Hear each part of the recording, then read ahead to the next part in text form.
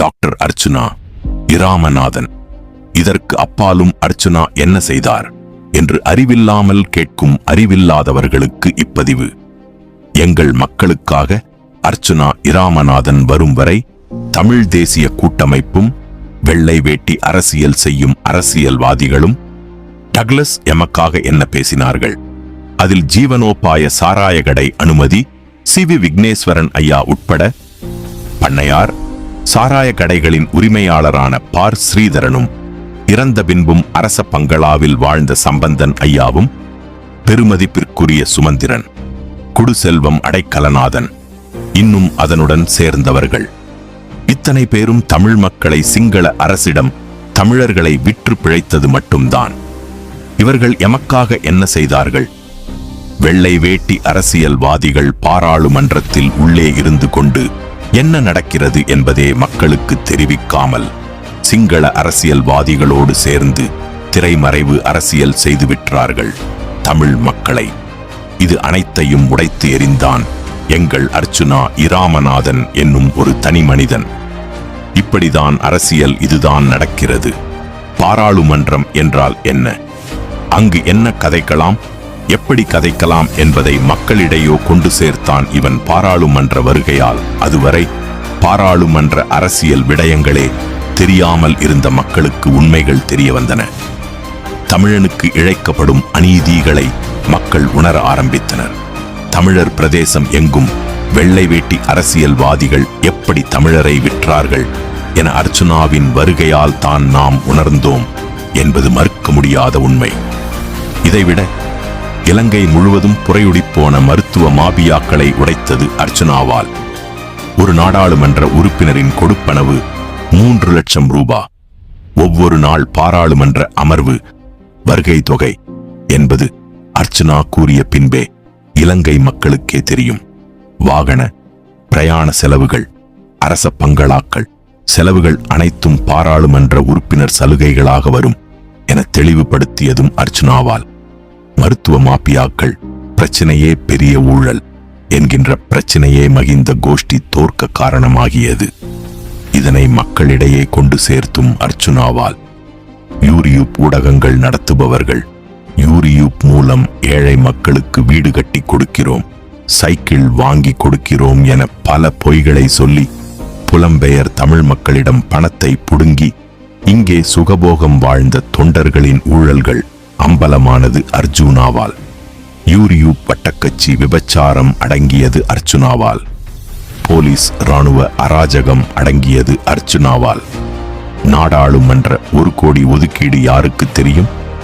எங்களின் வெள்ளை வேட்டி பாராளுமன்ற உறுப்பினர்கள் தங்களை காசில்தான் இது எல்லாம் செய்யினம் என்று நினைச்சம்.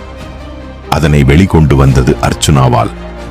டிசிசி கூட்டங்கள் என்றால் என்ன என்பதும் அதிலுள்ள ஊழலும் அர்ஜுனா கதைக்க கத்த துவங்கிய பின்தானே தெரியும்.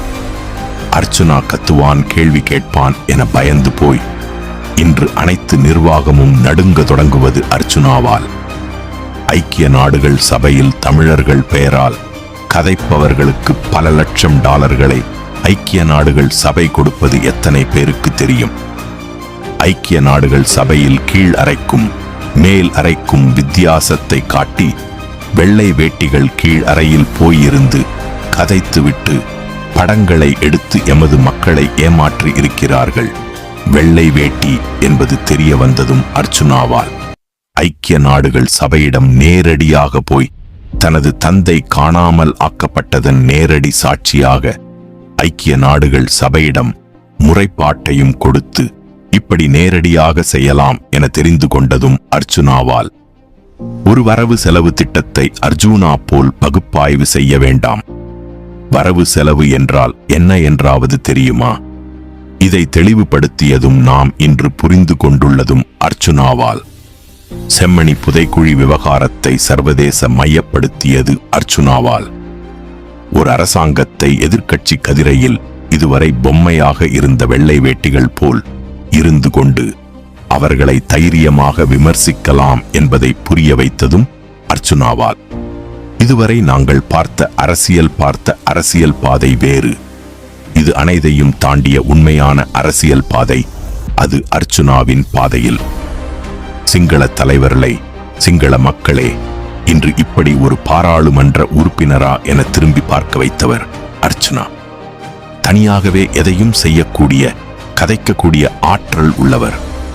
எதையும் வெளிப்படையாக, நேரடியாக, தைரியமாக மக்களுக்காக கதைக்கக்கூடியவர் அர்ச்சுனா. அஞ்சா நெஞ்சன் அர்ச்சுனா.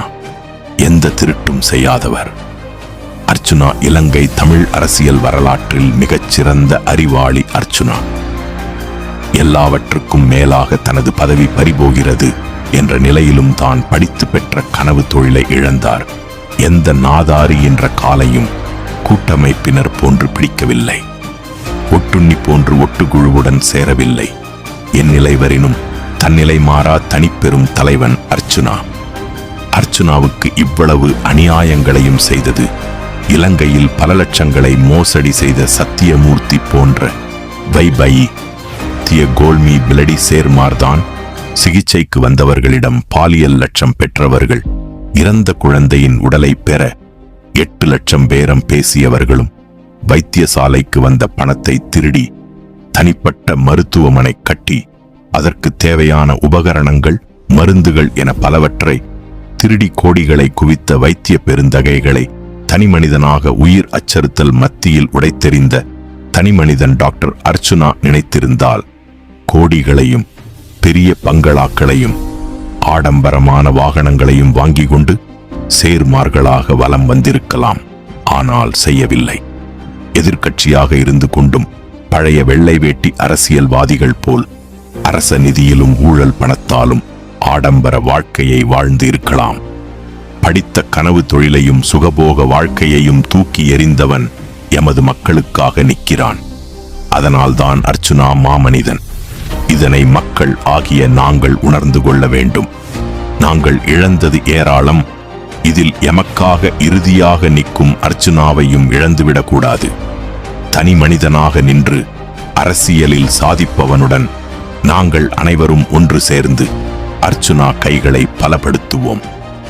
அநீதிக்கு எதிரான மக்களின் குரலாக என்றும் ஒலிக்கும் குரல் அர்ச்சுனா இராமநாதன்.